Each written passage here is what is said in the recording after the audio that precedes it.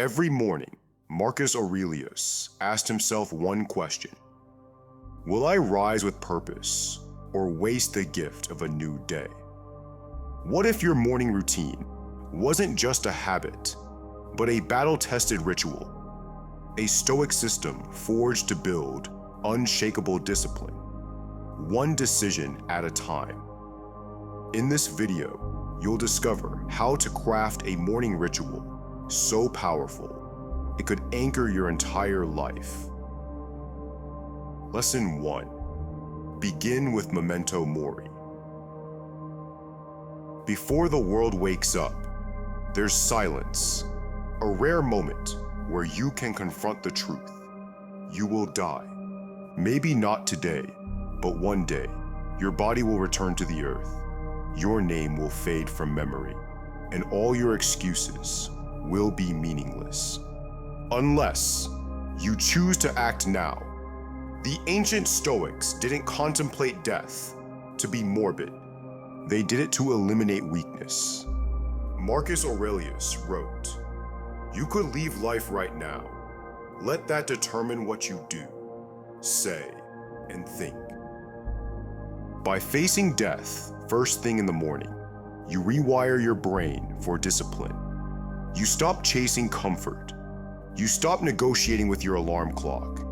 You stop delaying greatness.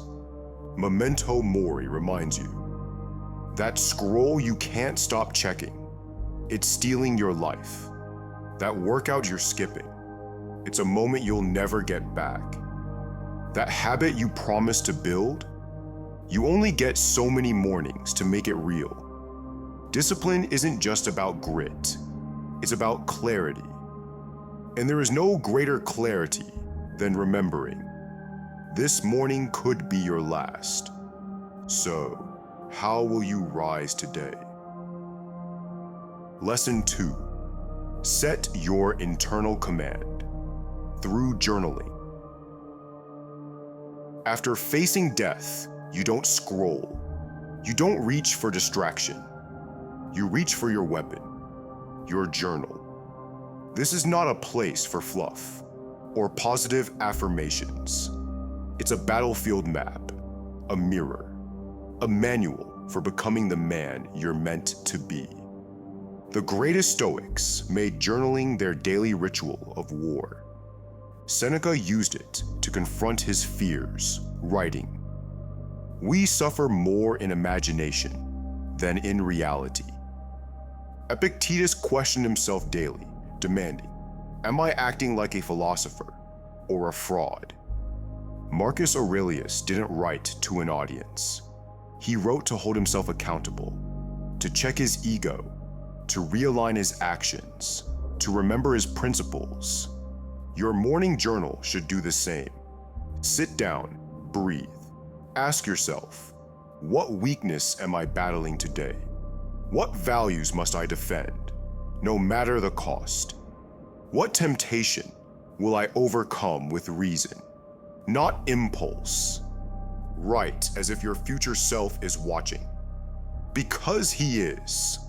In a world where most men live on autopilot, this single act separates the reactive from the intentional. It's not about how you feel. It's about who you're becoming. And every time you open that journal, you choose to become the man who leads his life, not the one who's led by it. Lesson 3. Voluntary discomfort. Train before the battle comes. Most men wait for adversity to strike. The Stoic trains for it before the war begins. Epictetus knew this truth. Born a slave, crippled for life, yet he rose through discipline, not privilege. His words were simple, brutal, unforgettable. Difficulties show what men are. So ask yourself, when was the last time you chose difficulty? This morning, you have a chance. Not for suffering, but for strengthening. Start with voluntary discomfort. A cold shower that jolts you into the present. A fasted workout where you conquer weakness with sweat. No phone for the first hour, denying your cravings to reclaim control. These aren't just tasks. They're acts of rebellion against your lower self. Because when you do what is hard, before life forces your hand, you become dangerous to failure. You become prepared. Voluntary discomfort isn't punishment. It's a pre-commitment to resilience. And if you can't endure 5 minutes of chosen pain, how will you face 5 years of unexpected chaos? You don't get discipline by reading about it. You get it by doing the hard thing when no one is watching. Lesson 4. Anchor the mind through stillness and presence. Discipline is not just forged through discomfort. It's cemented in stillness. The man who cannot sit in silence will be controlled by everything louder than him. Notifications, news feeds, noise. But the Stoic trains himself to hear the silence beneath it all. Before Marcus Aurelius commanded an empire, he commanded his breath. In the quiet hours of the morning, sit. No distractions, no stimulation, no escape. Let the breath become your blade. Sharpened with every inhale, grounded with every exhale. 10 minutes of stillness may feel useless at first, but over time, it becomes a weapon. One that allows you to pause when others panic, to respond when others react, to hold the line when the world is falling apart.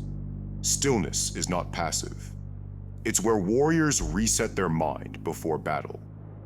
In a society that screams for your attention, choosing presence is not just rare, it's revolutionary. And if you can master your mind in the silence of morning, you'll be unshakable in the storms of life. Lesson 5.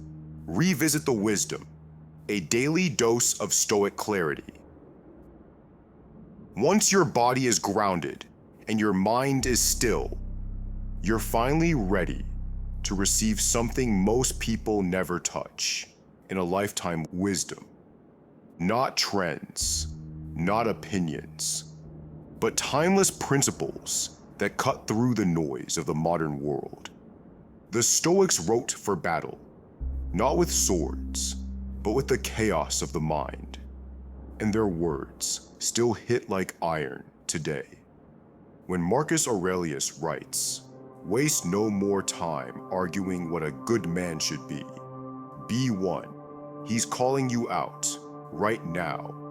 When Seneca says, "You act like mortals in all that you fear, and like immortals in all that you desire," he's exposing your procrastination. When Epictetus demands, "If you want to improve, be content to be thought foolish and stupid," he's stripping your ego bare. These aren't coffee table quotes. They're marching orders for men who want to live differently. Each morning, open a Stoic text. Read one passage, not 10. Reflect. Ask yourself, if I took this seriously, what would change today? What excuse would I kill?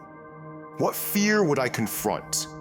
Most people wake up and flood their minds with content, stimulation, escape. You'll wake up and arm yourself with truth, not to impress anyone, but to align with who you're becoming. Because men don't rise through hacks. They rise through philosophy made action. And 5 minutes with Marcus may do more for your soul than 5 hours on your feed. Lesson 6. Embrace Amor Fati. Turn every obstacle into fuel. Now, the day begins. And no matter how precise your ritual, the world will find a way to test you. The email that ruins your momentum. The person who disrespects your effort. the plan that falls apart by 10 a.m. But the Stoic doesn't fear chaos, he uses it. Amor Fati, the love of fate, is not soft acceptance, it is fierce surrender. A mental shift from victim to alchemist. You don't ask, why is this happening to me? You declare, this too I needed. Marcus Aurelius didn't want a smooth life.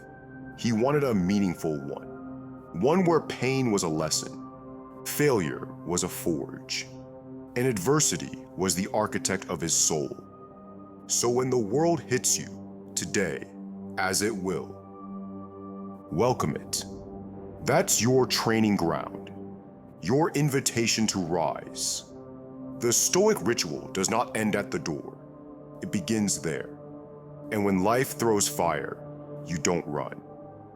You become the kind of man who says, good, let it burn. I'll build with the ashes. Tomorrow morning, you'll wake up again.